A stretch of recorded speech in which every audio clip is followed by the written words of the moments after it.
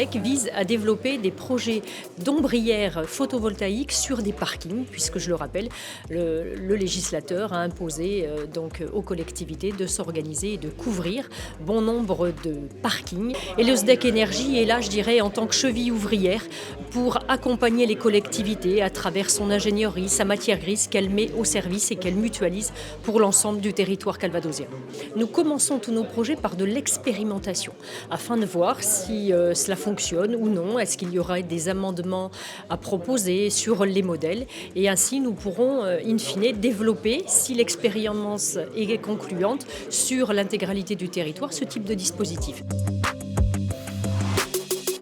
L'expérimentation va aller aux quatre coins du département. Nous allons retrouver les communes de Falaise, de Fleury-sur-Orne, de Thury-Harcourt-le-Haume, de Vierre-Normandie. Et puis d'autres projets sont encore dans les cartons. Dès 2025, le premier projet sera positionné sur la commune de Falaise. Et puis au fil du temps, sur tous les 2 mois, globalement, on peut avoir cette grappe qui va se développer et qui va essaimer l'ensemble du département. L'intérêt, en fait, c'est d'avoir, comme on le disait tout à l'heure, ce système qui va aller de boucle en boucle sur le territoire départemental et finalement prouver que l'on peut réussir sur les territoires à s'inscrire pleinement dans la transition énergétique et faire que nos concitoyens puissent s'approprier ce mode de développement.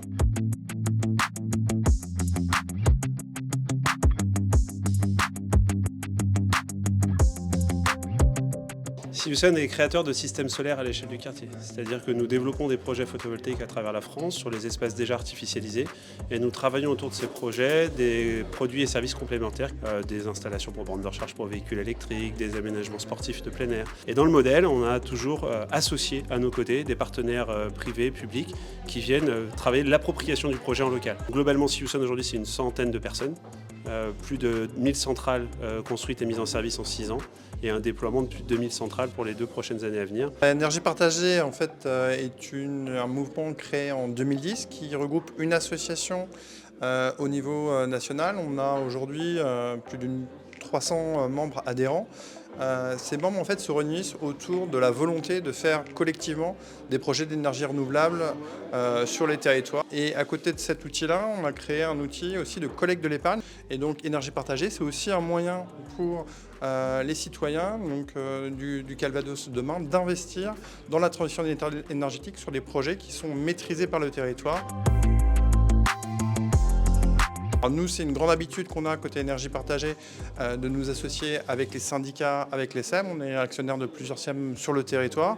Là, ça fait plusieurs années en fait, qu'on travaille avec le SDEC sur trouver des projets où on aurait cette dynamique territoriale élus plus citoyens. On utilise dans SolisDEC en fait, des partenariats qu'on a déjà rodés avec Siouson, notamment en Mayenne. Donc on est très confiant sur le fait que ça soit une première pierre et qu'on puisse du coup développer avec le SDEC et avec le territoire en Calvados de plus gros projets par la suite. L'idée est de pouvoir mêler l'ensemble des compétences pour pouvoir développer un projet d'énergie renouvelable en France. La première pierre, c'est d'avoir la collectivité qui va proposer les terrains sur lesquels on va pouvoir faire du projet. Et donc c'est la politique territoriale, être d'accord avec sa politique d'aménagement. Donc la première brique, c'est le SDEC et ses collectivités. La deuxième brique, c'est la brique citoyenne, celle qu'apporte Énergie partagée, qui permet de faire de l'appropriation pour des projets, de faire en sorte que le citoyen passe ou comprenne ce que c'est qu'une ombrière en la voyant au quotidien, puisse investir dedans, puisse demain consommer l'électricité en autoconsommation collective dans le quartier et peut-être, pourquoi pas, franchir le cap de s'équiper lui-même à la maison. Et puis pour ça, il fallait une troisième pierre qui était un développeur, dont c'est le métier d'être organisé pour pouvoir massifier le déploiement, pour que techniquement et économiquement, il soit rentable.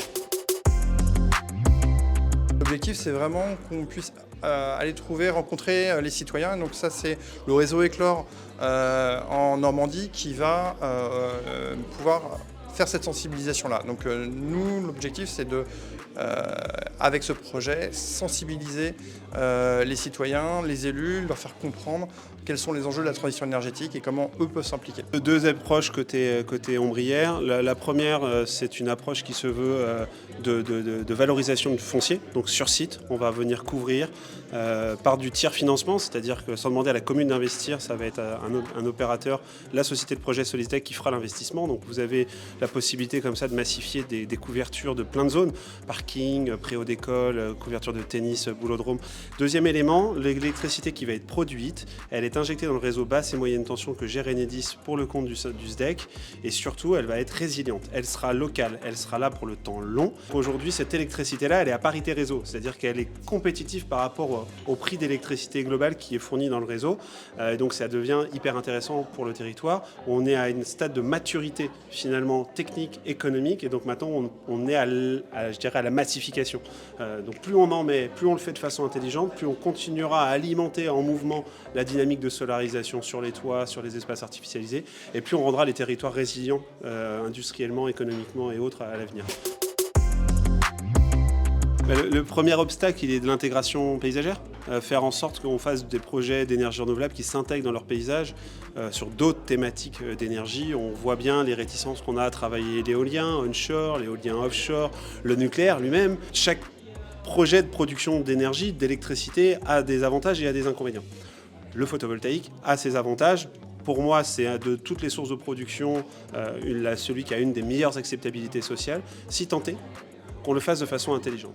Et donc dans les obstacles qu'on peut concevoir et retrouver au niveau du photovoltaïque, c'est de pouvoir le déployer intelligemment sur des espaces déjà artificialisés, faire que l'intégration urbaine, quand on arrive sur une entrée de ville et qu'on fait une ombrière sur un parking, se fasse bien, et qu'on le fasse sur des zones qui soient utiles aux citoyens. Et c'est aussi la raison pour laquelle on travaille beaucoup avec Énergie Partagée et les collectivités, c'est que tout ce sujet-là, c'est du sujet aussi de pédagogie, d'échange, de présentation et d'intégration, et de concevoir le projet pour qu'il n'y ait pas de réticence, si vous voulez, en local. En fait, il faut créer une dynamique et s'ouvrir vis-à-vis des citoyens, faire peut-être un comité de consultation pour clarifier où est-ce qu'on peut en faire et à minima expliquer pourquoi on fait ça, pourquoi on a choisi de faire cette ombrière dans ce style-là, pourquoi en fait ça fait du sens par rapport à la politique locale, et de la pédagogie tout au long du projet.